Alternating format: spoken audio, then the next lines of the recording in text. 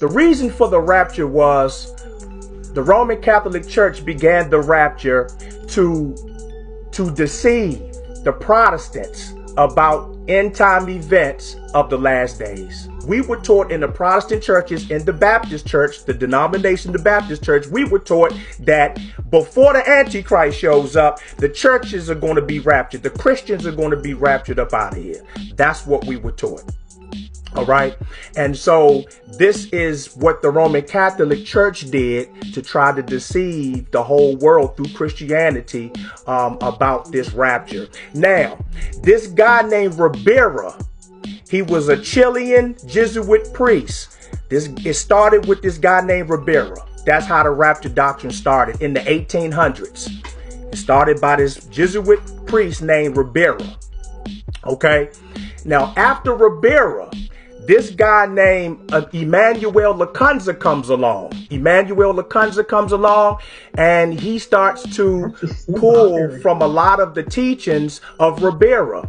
Now, Emmanuel Lacunza then starts to write this book called The Coming of Messiah in His Glory and Majesty. Okay, so he spent most of his life writing this book under another name. So Emmanuel Lacunza, pulling this rapture doctrine and this teaching from Ribera, started to write this book under another name, Rabbi Ben Ezra. He was supposed to be this Jew this learned Jew who converted into Christianity. Now I need y'all to catch that, because don't you see how Judaism and Christianity operates together? Now this is supposed to be a Jewish person who converted to Christianity, right? And he's learning from a Jesuit priest. Okay, so you see how Roman Catholicism, Christianity, and Judaism all falls right under the mother church? Well, anyway, he spent most of his time writing this book, all right, called The Coming of Messiah in His Glory and Majesty. And he published this book in 1812. So Emmanuel Lacunza wrote under the assumed name Rabbi Ben Ezra. All right. Now, from Emmanuel Lacunza, Rabbi Ben Ezra, from him, after he publishes this book in 1812, this guy named Edward Irving comes along. He was born in 1792. He comes along. He falls in love with Emmanuel Lacunza's Rabbi Ben Ezra's book, The Coming Messiah, The Coming of Messiah in His Glory and Majesty. Edward Irving falls in love with this book.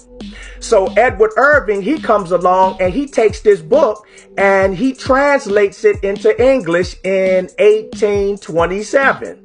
And so now Edward Irving, what he does is he starts to hold a lot of these Bible conferences emphasizing Jesus coming to rapture the church. All right.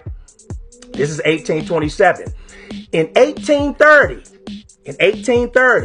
this girl named Margaret MacDonald goes into a trance in one of the services of Edward Irving. She falls into this trance and she says that she had this prophetic dream of this second coming of this Jesus, right?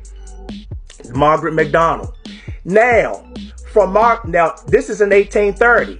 That same year that Margaret MacDonald had this prophetic dream as she went into trance in this church, this guy named John Darby. Now, John Darby picks up this rapture doctrine. Now, when John Darby picks it up, he starts to teach this rapture doctrine through what you call futurism, which was developed into a system of prophetic teaching called dispensationalism. All right. So now, all the way from Ribera, this Chilean Jesuit priest, the rapture doctrine comes all the way down to this guy named John Darby in 1830. And the rapture doctrine came to the United States of America and Canada in between 1840 and 1870. And today, this is the reason why we have the rapture doctrine.